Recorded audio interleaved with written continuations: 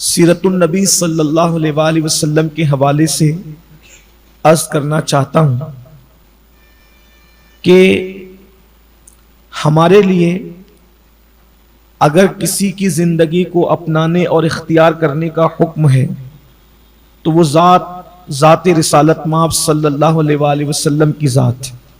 اللہ پاک کا ارشاد ہے لقد کان لکم فی رسول اللہ اسوۃ حسنہ، کہ تحقیق تمہارے لیے تمہارے نبی کی زندگی آئیڈیل اور نمونہ ہے۔ بہترین اسوہ حسنہ، بہترین آئیڈیل اور بہترین نمونہ مصطفیٰ جان رحمت صلی اللہ علیہ وآلہ وسلم کی ذات ہے۔ تو جب حضور اکرم صلی اللہ علیہ وآلہ وسلم کی ذات نمونہ، آئیڈیل اور اسوہ قرار پائی تو ہمیں اس زندگی کے متعلق معلومات ہونی چاہیے۔ جب ہمیں آقا علیہ الصلوۃ والتسلیم کے بارے میں کچھ پتہ ہی نہیں ہوگا تو ہم اس زندگی کو کیسے اپنائیں گے، کیسے اختیار کریں گے؟ اور حضور اکرم صلی اللہ علیہ وآلہ وسلم کی زندگی واللہ اتنی خوبصورت ہے، اتنی خوبصورت ہے، بغیر کسی مبالغے کے یہ حقیقت ہے کہ جس دن مسلمان اللہ کے رسول صلی اللہ علیہ وآلہ وسلم کی زندگی کے قریب آئے گا انشاءاللہ وہ خود بھی لوگوں کی نگاہوں میں خوبصورت ہو جائے۔ آپ حضور علیہ السلام کی زندگی کو اختیار کر کے دیکھیں۔ اللہ کے رسول علیہ السلام کے جو گفتگو کا انداز تھا، جو بولی چالی تھی، اس بول چال کو آپ اختیار کر کے دیکھیں۔ نہ مقبول ہو تو پھر کہنا۔ اللہ کے رسول علیہ الصلوۃ والتسلیم جس طرح سے اٹھتے بیٹھتے تھے آپ اس طریقے سے اٹھ بیٹھ کر دیکھیں۔ جس طریقے سے اللہ کے رسول علیہ الصلوۃ والتسلیم لباس مبارکہ زیب تن فرماتے تھے، حضور علیہ السلام پڑوسیوں کے ساتھ جس طرح رہتے تھے، احباب کے ساتھ جس طرح رہتے تھے، ازواج کے ساتھ جس طرح رہتے تھے، بچوں کے ساتھ جس طرح رہتے تھے، دوستوں کے ساتھ جس طرح رہتے تھے، دشمنوں کے ساتھ جس طرح پیش آتے تھے، اللہ کے رسول علیہ السلام کی اس پوری زندگی کو آپ صرف چند سال اختیار کر کے دیکھیں، واللہ لوگوں کی زبان پر آپ کی عظمت کے ترانے نہ آ جائیں تو پھر کہنا۔ آپ اختیار کر کے دیکھیں، اور پھر حضور علیہ السلام کی سیرت کو اختیار کرنے کی برکت یہ ہے کہ ہماری اپنی روحانی تبدیلی بھی انشاءاللہ، روحانیت کا ایک عجیب انقلابی معاملہ ہم اپنی زندگی کے اندر دیکھیں گے۔ تو اللہ کے رسول علیہ السلام کی سیرت طیبہ، حضور علیہ السلام کی سیرت پر جتنا لکھا گیا ہے کائنات میں اتنا کسی کی سیرت پر لکھا نہیں گیا۔ آپ غور فرمائیں کہ ہر نبی، اس لیے کہ کائنات میں نبیوں کی زندگی بہت معتبر اور مستند ہے، ہر نبی کی زندگی کا ہر پہلو بھی ہمارے سامنے نہیں ہے، لیکن آپ کو حیرت ہوگی اللہ کے رسول علیہ الصلوۃ والتسلیم کو دودھ پلانے والی عورتیں 7 سے زیادہ ملتی ہیں۔ اب یہ سیرت کا یہاں سے ایک تمہیدی پہلو میں آغاز کر رہا ہوں۔ اللہ کے رسول علیہ السلام کو دودھ پلانے والی عورتیں 7 سے زیادہ ملتی ہیں۔ اس میں کیا حکمت ہو سکتی تھی؟ 1 2 3 عورتیں کافی ہوتی ہیں، 2 عورتوں سے زیادہ عام طور پر کسی کو دودھ پلانے کا تذکرہ نہیں ملتا، مالدار ہو، بادشاہ ہو، کوئی ہو، لیکن یہاں 7 سے زیادہ ہے۔ وجہ تاکہ 7 دائیاں حضور کو دیکھے اور وہ بھی حضور کا بچپن بیان کریں، یعنی حضور علیہ الصلوۃ والتسلیم کی وہ ادا بھی جو مبارک بچپن کی ادا ہے وہ بھی لوگوں کی نظروں سے اوجھل نہیں ہونا چاہیے۔ اس کے بعد پھر دیکھیں، آپ غور کریں، توجہ کرتے جائیں، ابھی میں تمہید پیش کر رہا ہوں۔ حضرت سیدہ آمنہ چند دن تک سنبھالتی ہے، پھر حضرت حلیمہ کے سپرد ہو جاتے ہیں، پھر حضرت حلیمہ کے پاس سے پھر سیدہ آمنہ کے پاس آتے ہیں، پھر حضرت آمنہ کے زیر پرورش رہتے ہیں، پھر حضرت عبد المطلب کے حوالے ہو جاتے ہیں، پھر حضرت عبد المطلب کے بعد حضرت ابو طالب کے حوالے ہو جاتے ہیں۔ یعنی اب اس معصوم بچپنے میں کم سے کم 4 لوگ، حلیمہ سعدیہ، سیدہ آمنہ، حضرت عبد المطلب، حضرت ابو طالب، 4 لوگ۔ وجہ اس لیے کہ کچھ گوشے یہ بیان کر دیں، کچھ گوشے یہ بیان کر دیں، کچھ گوشے یہ بیان کر دیں، کچھ گوشے یہ بیان کر دیں۔ یعنی آپ دیکھ لیں کہ تقریباً 10 سے 12 سال کا پیریڈ جو ہے یا 15 سال کا پیریڈ جو ہے 4 لوگ بیان کرنے پر متعین ہے۔ آپ یہ دیکھیں کہ ان کو سعادت تو ملی ہے پرورش کرنے کی، لیکن ایک پہلو سے یہ دیکھیں کہ بیان کرنے والوں کو کس طریقے سے. پھر اس کے بعد اب اعلان نبوت کے بعد کی زندگی بیان کرنے کے لیے 1,24,000 یا 25,000 کم و بیش اصحاب کی جماعت یہ بیان کریں. پھر اس کے بعد گھریلو زندگی بیان کرنے کے لیے 11 ازواج پاک کو متعین کر دیا گیا. یہ تعداد کی جو زیادتی ہے اس میں امت پر رحمت ہے، امت پہ شفقت ہے کہ کوئی بھی گوشہ، حتیٰ کہ آپ دیکھیں کہ غار میں بھی جا رہے ہیں 3 رات کے لیے تو سیدنا صدیق اکبر کو ساتھ میں لے کر جا رہے ہیں تاکہ غار میں کس کروٹ لیٹے تھے اس کروٹ کا ذکر بھی بیان ہو جائے. آپ غور فرمائے وہاں بھی اللہ کے رسول صلی اللہ علیہ وآلہ وسلم تنہا نہیں ہے. اور پھر اس کے بعد معراج پر بھی جا رہے ہیں تو 70,000 ملائکہ ہیں. جہاں 70,000 ملائکہ چھوٹتے ہیں پھر وہاں جبریل ہے، جہاں سے جبریل چھوٹتے ہیں پھر وہاں سے قرآن بیان کر رہا ہے. آپ غور فرمائیں یعنی کہ حضور علیہ السلام کی کوئی ادا سیرت طیبہ کی خاموش نہیں ہے، ہر ادا بیان ہو رہی ہے. اللہ اکبر. تو حضور اکرم صلی اللہ علیہ وآلہ وسلم کی سیرت طیبہ پر جتنا لکھا گیا، جتنا بولا گیا اور جتنا انشاءاللہ لکھا جائے گا، کسی کی زندگی پر نہ لکھا گیا ہے، نہ بولا گیا ہے، نہ پڑھا گیا ہے. اب آقا کریم صلی اللہ علیہ وآلہ وسلم کی سیرت طیبہ کے 3 پہلو ہیں اور ہم انشاءاللہ سیرت میں جب بیان کریں گے ان 15 مہینوں میں 1500 سالہ میلاد مصطفیٰ صلی اللہ علیہ وآلہ وسلم کی نسبت سے تو تینوں پہلوؤں کو لیں گے. روایت سیدی شیخ شہاب الدین عمر سہروردی رضی اللہ تعالیٰ اپنی شور آفاق تصنیف العوارف المعارف کے اندر نقل فرماتے ہیں کہ ام المومنین سیدہ عائشہ صدیقہ سے پوچھا گیا کہ اللہ کے رسول صلی اللہ علیہ وآلہ وسلم کی زندگی کیسی تھی. حالانکہ یہ حدیث کی دوسری کتابوں کے اندر کثرت سے یہ حدیث موجود ہے. آقا علیہ السلام کے بارے میں ام المومنین سیدہ عائشہ صدیقہ سے پوچھا گیا کہ یہ بتائیں حضور کی زندگی کیسی تھی. تو انہوں نے ایک جملے میں جواب دیا کان خلقہ القرآن، کہ ان کی زندگی تو قرآن تھی یا جو قرآن میں وہ ان کی زندگی ہے. ایک روایت میں آیا ہے کہ آپ نے سوال کرنے والے سے پوچھا اے سوال کرنے والے کیا تو نے قرآن نہیں پڑھا، یعنی جو قرآن میں وہی ان کی زندگی ہے یا ان کی زندگی ہی قرآن ہے. اب یہ تو حدیث آ گئی لیکن صاحب عوارف المعارف اس پر جو تبصرہ پیش کرتے ہیں وہ بہت سمجھنے سے تعلق رکھتا ہے. سیدی شیخ شہاب الدین عمر سہروردی رضی اللہ تعالیٰ فرماتے ہیں کہ آپ کہہ رہی ہیں کہ حضور کی زندگی قرآن کی طرح ہے یا قرآن کی آیات کی طرح ہے. تو اس کا مطلب کیا ہوا؟ فرماتے ہیں جیسے قرآن کی آیات ہیں گویا اسی طرح حضور کی زندگی ہے. مطلب قرآن کی آیتوں کی مختلف قسمیں ہیں تو حضور اکرم صلی اللہ علیہ وآلہ وسلم کی بھی زندگی کے مختلف گوشے ہیں.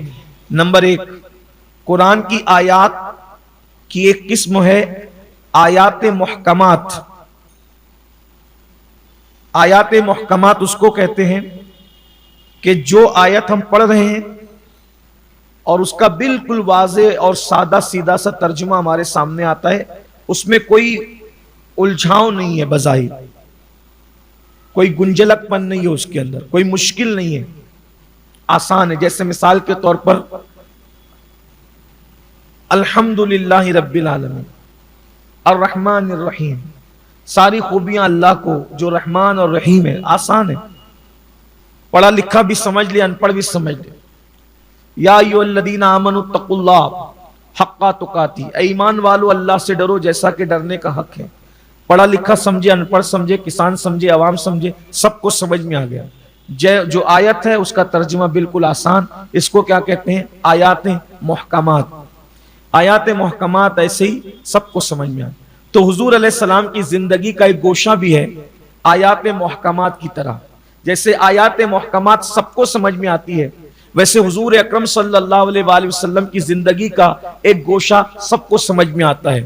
سیدہ آمینہ سے پیدا ہوئے، حلیمہ کی گود میں جب وہ شیر خارگی کی زندگی گزاری، پھر کبھی حضرت عبد المطلب کی گود میں رہے، وہاں پرورش پائی، کبھی حضرت ابو طالب کی گود میں رہے، وہاں پرورش پائی، پھر اس کے بعد پھوپھیوں کی گود میں رہے، وہاں پرورش پائی، پھر اس کے بعد کبھی اپنے چچا کے ساتھ سفر میں چلے گئے، پھر کبھی اپنے چچاؤں کے ساتھ مکۃ المکرمہ کے دفاع کے لیے جنگ لڑی، کبھی بکری کا دودھ دوہا، کبھی کسی کا جو ہے وہ سامان اٹھا لیا۔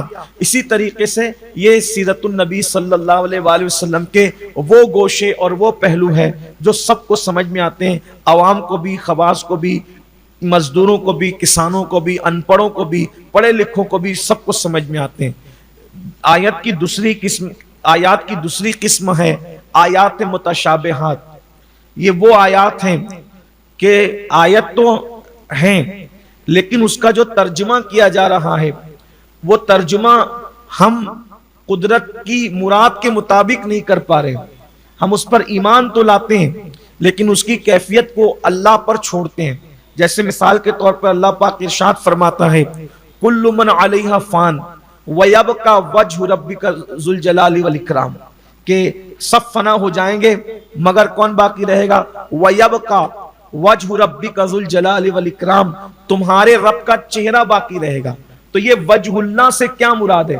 وجہ اللہ پر ایمان ہے لیکن اس سے کیا مراد ہے یہ ہمیں نہیں پتا۔ اسی طرح قرآن کہتا ہے الرحمن علی العرش استوى، کہ رحمان نے استوا کیا عرش پر جیسا کہ اس کی شان ہے۔ تو استوا پر ایمان ہے، کیفیت استوا کیا ہے اس کے بارے میں ہمیں نہیں پتا، ہم ایمان لائے استوا کرنے پر جیسا کہ اس کی شان ہے۔ اسی طرح سے اللہ یستہزئ، اللہ تبارک و تعالی استہزاء فرماتا ہے اپنی شان کے مطابق۔ اللہ پاک کیسے استہزاء فرماتا ہے؟ اسی طرح ید اللہ فوق ایدیہم، اور ان کے ہاتھ پر اللہ کا ہاتھ ہے۔ تو ہاتھ انگلیوں سے بنتا ہے، انگلیوں سے ہتھیلیاں ترتیب پاتی، ہتھیلیوں سے کلائی ترتیب پاتی، کلائی سے کونیا اور بازو ترتیب پاتی، بازو سے سینہ ترتیب پاتا ہے، پھر اس کے بعد سینہ پیٹ کے اوپر ہوتا ہے، پیٹ پیروں کے اوپر ہوتا ہے۔ اسی طرح لوگ خرافات بکواس بکیں گے کہ نہیں بکیں گے؟ تو یہی کہ ید اللہ مانتے ہیں کہ اللہ کا ہاتھ ہے لیکن ہمارے ہاتھ کی طرح ناخن والا ہاتھ نہیں، انگلیوں والا ہاتھ نہیں، ہتھیلی والا ہاتھ نہیں، ہاتھ پر ایمان، ید اللہ پر ایمان ہے کہ اللہ کے ید ہیں لیکن کیسے ہیں، کیفیت ہمیں نہیں پتا۔ یہ کیا ہے؟ یہ آیات متشابہات اس کو کہتے ہیں۔ ید اللہ ہے، وجہ اللہ ہے، عین اللہ ہے، یہ سب کیا ہے؟ یہ آیات متشابہات ہیں جو بیان ہو رہی ہیں۔ تو اس پر اب یہ عوام کی سمجھ میں نہیں آتی، خواص تو اس کو سمجھتے ہیں جن کو اللہ تبارک و تعالی نے علم راسخ عطا فرمایا ہے، تو وہ تو اس کو سمجھتے ہیں، عوام کے بس کی بات نہیں سمجھنا۔ یہ آیات متشابہات، تو حضور اکرم صلی اللہ علیہ وآلہ وسلم کی زندگی کا ایک گوشہ ایسا ہی ہے کہ جس کو عوام سمجھ بھی نہیں ہے، اس سمجھ میں عوام کے سمجھ میں نہیں آ سکتا۔ بہت زیادہ اہل علم جو راسخ علم رکھتے ہیں، جیسے قرآن کی متشابہات آیات تک اللہ تعالیٰ ان کی رسائی فرماتا ہے، ویسے حضور علیہ السلام کی سیرت کا وہ پہلو، جیسے مثال کے طور پر آپ نے کٹورے میں ہونٹ لگا کر کے دودھ پی لیا تو 70 صحابہ کا منہ دودھ سے پھر گیا، بھر گئے اب نہیں بلکہ پھر گیا۔ امام فرماتے ہیں کیوں جناب ابو ہریرہ تھا وہ کیسا جام شیر جس سے 70 صاحبوں کا دودھ سے منہ پھر گیا۔ اسی طریقے سے حضور علیہ السلام کا معراج پر جانا، اسی طریقے سے ام معبد کی بغیر تھن والی بکری کے دودھ کو دو دینا، اسی طریقے سے اور بھی حضور اکرم صلی اللہ علیہ وآلہ وسلم کے وہ معجزات کہ درختوں کو اپنے پاس بلانا، اسی طرح سے پتھروں کو کلمہ پڑھانا، چاند کے ٹکڑے کرنا۔ تو یہ وہ زندگی ہے جو آیات متشابہات کے مانند ہے، یہ سب کو سمجھ میں نہیں آتی۔ اور تیسری زندگی کا حصہ ہے آیات مقطعات۔ یہ قرآن مقدس کی وہ آیات ہیں جس تک بہت سے خواص کی بھی رسائی نہیں۔ جب آیت نازل ہوئی الف لام میم تو حضور علیہ السلام نے تبسم کیا اور جبریل علیہ السلام نے استجاب میں عرض کیا کہ میں لے کر آیا، مجھے نہیں پتا آپ نے کیا سمجھا؟ تو فرمایا جبریل یہ میرے اور میرے اللہ کے درمیان ایک راز ہے۔ الف لام را حامیم عین سین کاف نون قاف طٰہٰ یاسین، یہ حروف مقطعات اس کو کہتے ہیں، آیات مقطعات۔ یہ کون سمجھا, کس نے ترجمہ کیا, کوئی کر سکا آج تک؟ بڑے بڑے مفسرین, بڑے بڑے اہل زبان, بڑے بڑے اہل قلم آئے, لیکن آج تک کوئی کچھ نہ کہہ سکا. یہ مراد تو یوں کہہ چکے کہ ہو سکتا ہے یہ ہے اور ہو سکتا یہ ہے, لیکن حقیقتاً کوئی کچھ نہ بتا سکا. بلا تمثیل ام المومنین سیدہ عائشہ پاک فرما رہی ہیں کہ جیسے قرآن کی آیات کی قسمیں ہیں ویسے حضور کی سیرت کی بھی قسمیں ہیں. تو آپ حضور کی زندگی کا ایک پہلو وہ ہے جو کسی کے سمجھ میں نہیں آ سکتا, صحابہ بھی نہ سمجھ سکے, امہات المومنین بھی نہ سمجھ سکی, حتیٰ کہ سیدنا صدیق اکبر اور جبریل امین کے بھی وہ زندگی کا گوشہ اور پہلو سمجھ میں نہیں آیا جو آیات مقطعات کی طرح تھا. جیسا کہ میرے آقا نے خود فرمایا, یا ابا بکر لم یعرفنی حقیقتا غیر ربی, اے ابو بکر میری حقیقت کو میرے رب کے سوا کوئی نہیں جان سکتا. تو حضور اکرم صلی اللہ علیہ وآلہ وسلم کی زندگی کا وہ گوشہ جس کی طرف قاضی ایاز رحمت اللہ علیہ نے اشارہ فرمایا ہے کہ ایک مرتبہ ام المومنین سیدہ عائشہ صدیقہ رضی اللہ تعالیٰ عنہا حضور اکرم صلی اللہ علیہ وآلہ وسلم کی بارگاہ میں آئیں, اور آنے کے بعد آپ نے ان کو سلام کیا. تو آقا علیہ السلام نے فرمایا, من انت, تو کون ہے؟ تو انہوں نے کہا عائشہ. تو اللہ کے رسول علیہ السلام نے فرمایا کہ من عائشہ, عائشہ کون ہے؟ تو پھر انہوں نے اپنا تعارف کرایا کہ میں ابو بکر کی بیٹی ہوں. تو آپ نے پھر فرمایا کہ من ابو بکر, ابو بکر کون ہے؟ تو پھر انہوں نے آقا کریم صلی اللہ علیہ وآلہ وسلم کی یہ کیفیت دیکھی. تو اس کیفیت کو دیکھنے کے بعد وہ ڈر گئی, اور ڈرنے کے بعد آپ جو ہیں پریشان ہوئی, اور پریشان ہو کر کے اپنے والد سیدنا صدیق اکبر رضی اللہ تعالی عنہ کے پاس گئیں, اور پھر اس کے بعد عرض کیا کہ بابا جان, اللہ کے رسول علیہ السلام تو اس وقت کسی کو نہیں پہچانتے. جب وہ تشریف لائیں تو سلام کیا, تو حضور علیہ السلام نے سلام کا جواب دیا, اور اس کے بعد صدیق اکبر اور سیدہ صدیقہ دونوں نے ساری صورتحال پیش کی.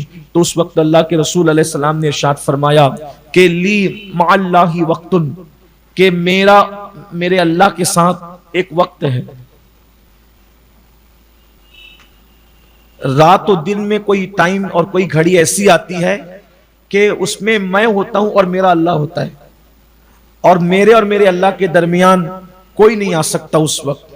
حتیٰ کہ نہ کوئی مقرب فرشتہ آ سکتا ہے, نہ کوئی نبی مرسل آ سکتا ہے, کسی کو پھر اس کی رسائی نہیں ہوتی. میں ہوتا ہوں اور میرا رب ہوتا ہے, میں ہوتا ہوں اور میرا یار ہوتا ہے, اور اس کے علاوہ تیسرا کوئی نہیں ہوتا ہے. تو یہ جو کیفیت ہے اللہ کے رسول صلی اللہ علیہ وآلہ وسلم کی, جس کی طرف امام اہل سنت نے اشارہ کیا ہے, اس حدیث کو لی مع اللہ وقتن کی طرف اشارہ کرتے ہوئے کہا ہے کہ نبی سرور ہر رسول و ولی ہے, نبی رازدار مع اللہ علی ہے.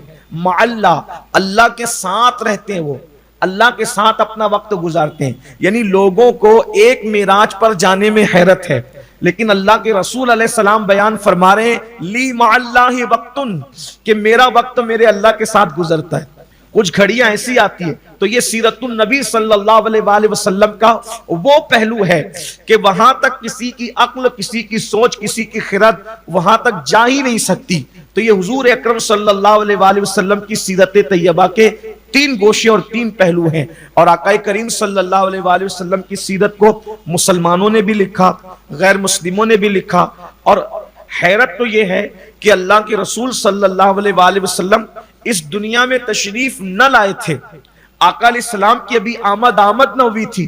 حضور علیہ السلام کی آمد سے پہلے زبور میں, توریت میں, انجیل میں اور صحائف کے اندر حضور اکرم صلی اللہ علیہ وآلہ وسلم کی سیرت کو اللہ تبارک و تعالیٰ نے ان کے آنے سے پہلے بیان فرما دیا تھا. مثال کے طور پر بیان کیا جاتا ہے کہ حضور اکرم صلی اللہ علیہ وآلہ وسلم کی شان توریت میں یوں لکھی ہے, اور انجیل میں بھی اور زبور میں بھی. مختلف الفاظ کے ساتھ مفہوم پیش کر رہا ہوں کہ فرمایا توریت میں, انجیل میں اور زبور کے اندر کہ جو آخری نبی ہوں گے وہ مکے میں پیدا ہوں گے. واضح طور پہ بتایا مکے میں پیدا ہوں گے, مدینہ منورہ ہجرت کریں گے, اور ملک شام ان کا ملک ہوگا. اور پھر فرمایا گیا کہ وہ قد کے اعتبار سے نہ لمبے ہوں گے نہ ان کا قد چھوٹا ہوگا, وہ میانہ قد ہوں گے. बाल उनके न बिल्कुल फैले हुए होंगे और न बिल्कुल सुकड़े हुए घुंघरियाले होंगे, ऐसा नहीं, दोनों के दरमियान होंगे। आंखें उनकी बड़ी होंगी, खूबसूरत होगी, सियाह चश्म होगी, पलकें उनकी बारीक और लंबी होगी, अबरू जो है वो घने होंगे और जो है वो एक दूसरे से मिले हुए होंगे। इसी तरह उनका चेहरा गोल होगा, उनकी रंगत सफेद होगी, वो बहुत खूबसूरत होंगे और वो इतने लतीफ होंगे, इतने लतीफ होंगे कि अगर बांस पर भी वो चले, बांस पर अगर परिंदा भी चलता है तो चलने से आहट पैदा होती है। लेकिन हुजूर अकरम सल्लल्लाहु अलैहि वसल्लम की शान लताफत को बयान किया, उनके लतीफ होने के शान लताफत का जिक्र तौरात और इंजील और ज़बूर में यूं आया कि अगर वो बांस पर भी चलेंगे तो बांस पर भी चलने से उनके कदमों की आहट किसी को सुनाई नहीं देगी, उनकी लताफत का यह आलम होगा। हुजूर शेखुल इस्लाम मुद्दज़िल्लहुल आली ने शान लताफत को बहुत खूबसूरत अंदाज में यूं बयान फरमाया कि बड़े लतीफ हैं, नाजुक से घर में रहते हैं, बड़े लतीफ हैं, नाजुक से घर में रहते हैं, मेरे हुजूर मेरी चश्मे तर में रहते हैं, मेरे हुजूर मेरी चश्मे तर में रहते हैं, वो मेरे दिल में मेरे जिगर में रहते हैं, वो मेरे दिल में मेरे जिगर में रहते हैं, उन्हीं के घर हैं, वो अपने ही घर में रहते हैं, उन्हीं के घर हैं। कितनी खूबसूरत बात कही है, काश के कोई अहले इल्म इस पे तवज्जो करें हुजूर अलैहिस्सलाम की शान लताफत पर कि बड़े लतीफ हैं, नाजुक से घर में रहते हैं। इतना नाजुक सा घर किसका हो सकता है? इसलिए कि नाजुक सा घर कितना नाजुक, चश्मे तर से ज्यादा नजाकत किसके पास हो सकती है? चश्म तर हुई और आंसू टपक पड़ा, अल्लाह अकबर। इतनी नाजुक से घर में रहने वाली हस्ती की शान लताफत का आलम क्या होगा। फिर उसके बाद और मजीद नुदरतें बयान है, बयान का अंदाज है हजरत रईसुल मुतकल्लिमीन का, और अल्लाह अकबर क्या बयान फरमाया कि मेरे दिल में मेरे जिगर में रहते हैं, मेरे दिल में मेरे जिगर में रहते हैं, उन्हीं के घर हैं, वो अपने ही घर में रहते हैं। आप अंदाजा फरमाएं, एक इंसान एक ही घर में रह सकता है, एक इंसान एक ही घर में रह सकता है, लेकिन एक इंसान अगर अरबों लोगों के एक इंसान अगर अरबों मकामात पर रहे तो फिर उसकी शान लताफत का आलम क्या होगा। भाई आप देखें, हवा बहुत लतीफ है, हवा बहुत लतीफ है, इसीलिए हवा हर जगह है, हवा लतीफ है इसलिए वो हर जगह है, मगर दिखती नहीं है, महसूस होती है, दिखती नहीं है। अल्लाह अकबर। अब आप अंदाजा फरमाएं, शेखुल इस्लाम जैसे अरबों शाख हैं जो हर दौर में कहते होंगे वो मेरे दिल में मेरे जिगर में रहते हैं। जाहिर सी बात है ये किसी एक बंदे का अकीदा तो नहीं है, ये तो हर आशिक रसूल का अकीदा है। फिर उसके बाद इंसानों में ही कोई एक बंदा नहीं कह रहा है कि मेरे दिल में मेरे जिगर में रहते हैं।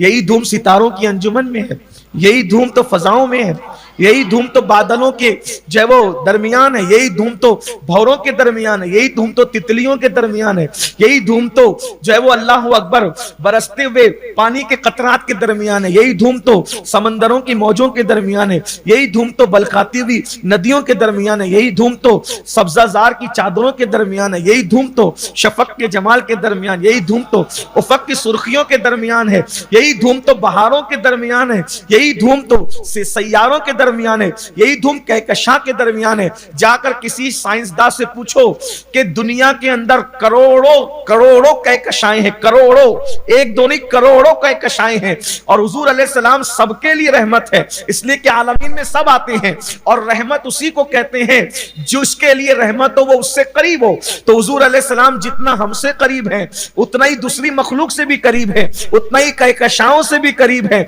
उतना ही सितारों से भी करीब है। आज भी साइंस इस मकाम पर नहीं पहुंच सकी कि कहकशाओं की तादाद का ताजुन कर सके, और ये जमीन तो बहुत छोटी सी चीज है, जमीन से कहीं कहीं 100 गुना बड़े सैयारे जो है वो दुनिया के अंदर मौजूद है। और फिर साइंसदान अभी ये बात कह रहे हैं कि दुनिया अभी मुकम्मल नहीं हुई है, हर दिन दुनिया वसी से वसी तर होती जा रही है, बढ़ से बढ़ती जा रही है। लोग अभी दुनिया के सिमटने की बात करते हैं, लेकिन साइंसदान कह रहे हैं कि दुनिया अभी बढ़ रही है, अभी ये सिलसिला बढ़ने का चल रहा है, और अल्लाह के रसूल अलैहि सलाम उस सब के लिए रहमत है। अंदाजा फरमाए वो है कहां कहां, हमारे दिल में हमारे जिगर में रहते हैं, उन्हीं के घर हैं, वो अपने ही घर में रहते हैं।